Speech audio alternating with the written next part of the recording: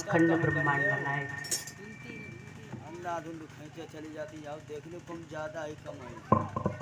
अखंड ब्रह्मांड नायक के तम धरी भगवान श्री कृष्ण की प्रतिमा मही मूर्ति श्रीमद् भागवत महापुराण आदरणीय सभी हमारे संत चरण श्रोताबंद भक्त शक्ति सीता सावित्री पक्षण पर चलने वाली माता शक्ति कड़धर नन्हे मुन्ने बच्चों हम अम्र भ्राता तथा तुल बुजुर्गों यहाँ तक कि अपने थासान से 84 लाख योनि को नमन करती हूँ।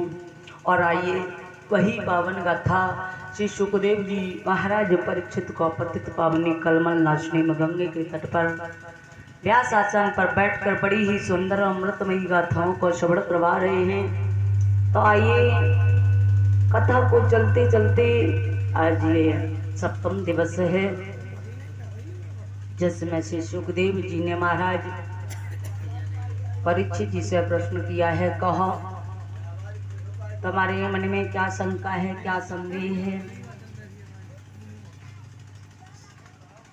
तो काय है प्रभु, अब मेरा मन मेरा तन निर्भय हो चुका है। मुझे लग रहा है बाकी बिहारी दोनों हाथ ऊपर उठाए हैं और मुझे बार बार बुला रहे हैं, अपने सड़ में ले रहे हैं। अब मुझे उस तक्षक का बिल्कुल भय नहीं है। अब बस इतना ही है कि मुझे परमपिता परमात्मा की धाम को प्राप्त होना है और कोई भी मेरे अंदर जो है कामना नहीं रह गई है शेष।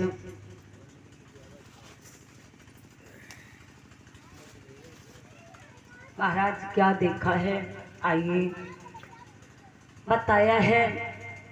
ये वही पावन गाथा है जिसे जीवन में धारण करने से, जिसे अपने जीवन में उतारने से सर्व सुखों की प्राप्ति होती है। क्योंकि बताया है महाराज, संसार में आने के बाद में अगर एक पल का भी आपको सच्चा संग सत्संग भजन मिल जाए, उससे प्राणी का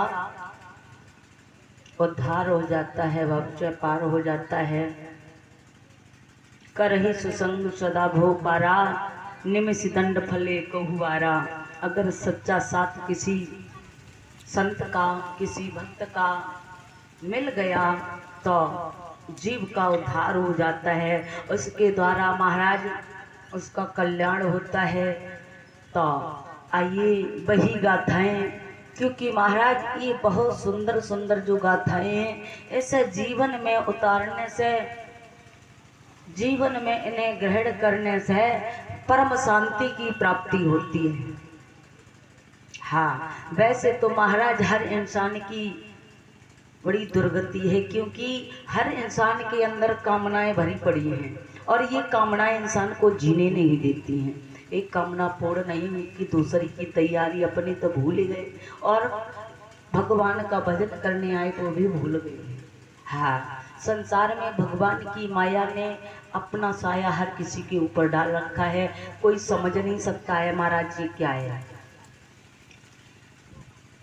एक जगह बंदर बैठे थे, काफी मटकियों में चने भरे हैं, तो और मटकियों के जो मुंह है वो बड़े पतले पतले थे।